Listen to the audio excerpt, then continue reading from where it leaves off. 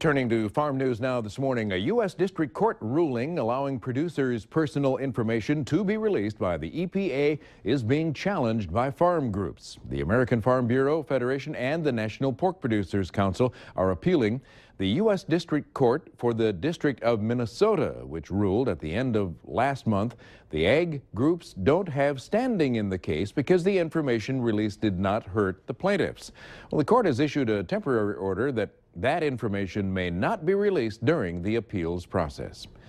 The crop insurance business not as healthy as it was 4 years ago. That's according to the National Crop Insurance Services. Financial returns for crop insurers have dropped by over half since 2011. The agreement between the government and crop insurers that went into effect 4 years ago put the average returns at 14.5%. Actual returns, though, have averaged 6%. But the Crop Insurance Services chairman says the average net profit is less than 1%. 29 West Coast seaports will be mostly closed 4 of the next 5 days because of an ongoing labor dispute. The seaports responsible for handling billions of dollars in goods, but negotiations for a new contract set for yesterday were canceled. The Pacific Maritime Association said last Friday they would stop loading and unloading ships because of what they called ongoing union slowdowns. The International Longshore and Warehouse Union said they were surprised by the shutdown because early last week the two sides appeared close to reaching an agreement. The shippers and dock workers dispute has rippled through the U.S. commercial supply chain, including ag shipping, and surprisingly, ag products from California. The Sacramento Valley grows nearly all of the rice in the state, and there is big money in shipping it to countries in East Asia and the South Pacific. But right now, that rice, a $5 billion a year product, is moving at a snail's pace out of the ports. The long-term cost of this slowdown is huge. Brandon Harder is with the Farmers Rice Cooperative, a company that helps farmers get their rice to market on these containers. Harder says they have product ready to roll, but it can't get out to eager customers fast enough because of port delays and shutdowns. We pride ourselves in getting it there on time and delivering on those promises that we make. If we can't do that, credibility declines and folks are going to go find someone who can deliver on time. For months, shipping has slowed at West Coast ports as dock workers and terminal operators argue over contract terms. It's like a small dam backs up a big river to make a lake. That's exactly what's happening right now. Tim Johnson with the California Rice Commission says port problems mean containers filled with rice are sitting on docks. What does that mean for shippers and farmers?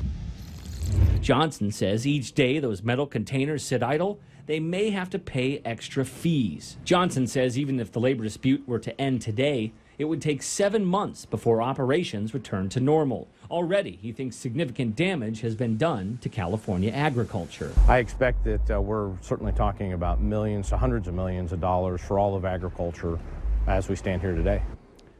The 29 ports handle nearly half of all U.S. maritime trade, including ag shipping out of the Red River Valley, including food-grade soybeans. Soil samples taken last fall have shown what researchers expected. The number of soybean cyst nematodes in the valley are on the increase. Well, I think it's increasing and it's spreading, and I think that's what we'd expect. It was first found about a decade ago in Richland County, and then it's kind of spread through that area. I think from the samples that we got this last year, it looks like most of the samples that came in, or at least the majority from Richland County, did have some SCN. And so that's a change. So there's a lot of it out there. As you go north in the valley, they become very, very few. But they're still there. Yeah, they still are there, and it will increase over time. Markell says the best way to control soybean cyst nematodes is to identify that you have an SCN problem as early as possible, and the best way to do that is by soil sampling. The annual Advanced Crop Advisors Workshop in Fargo last couple of days. Agronomists picked up a few continuing education credits, but more importantly, the latest knowledge and research for growing crops here in the Northern Plains. One of the topics of discussion not on the agenda, though, was sudden death syndrome in soybeans. A huge problem in Iowa and southern Minnesota, but apparently it's showing up in North Dakota. So maybe some fields that were misidentified, or guys didn't know exactly what it was, and later on kind of realized that that's probably what it was. So kind of just getting some education on that, and so we'll see. I know I was looking at a few fields this summer that kind of looking back, scratching my head, maybe that's what it was. And I know that there was southern part of the state, some tests that got sent in and confirmed with some SDS. Sudden death syndrome affects soybeans late in the growing season.